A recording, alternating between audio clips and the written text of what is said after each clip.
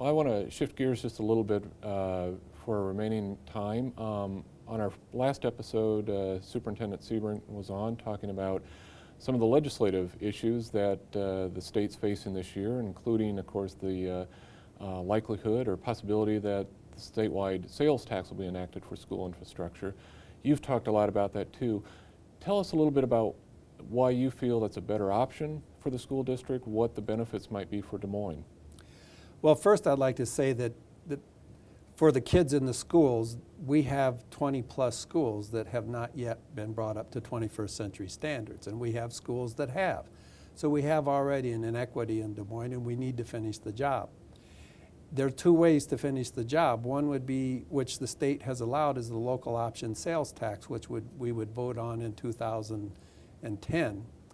That local option sales tax has quite a few restrictions, and one is that we would be limited to gathering $575 per student. Right now we're bringing in $900.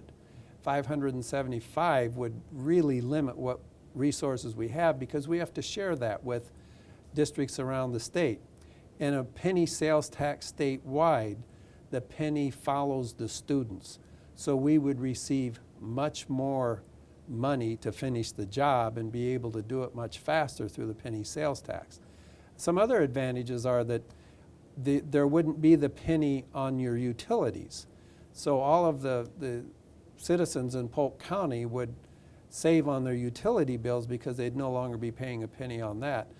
But they may be paying a penny on the purchase of automobiles, but that money would go into the road use fund, which is also in need of more resources because our road infrastructure is in need of repair as well. So we look at the penny sales tax as being a much better situation for schools for long-term planning. We can do revenue bonds for over a longer period.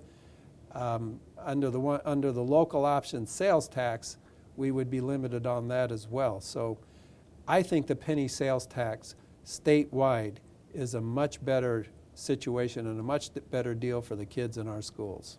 One thing that viewers might not realize is that Iowa is one of only 7 states, I think it is, in the entire country that currently doesn't have a statewide funding stream for school infrastructure. Are you hopeful that's going to change this year? I'm hopeful it will.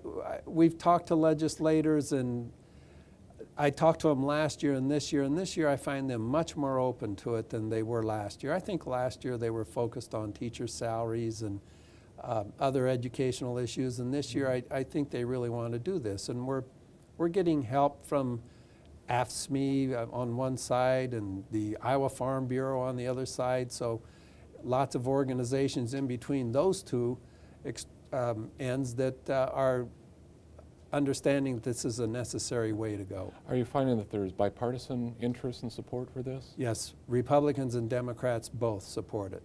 And I understand that the governor says if he gets the bill, he'll sign it.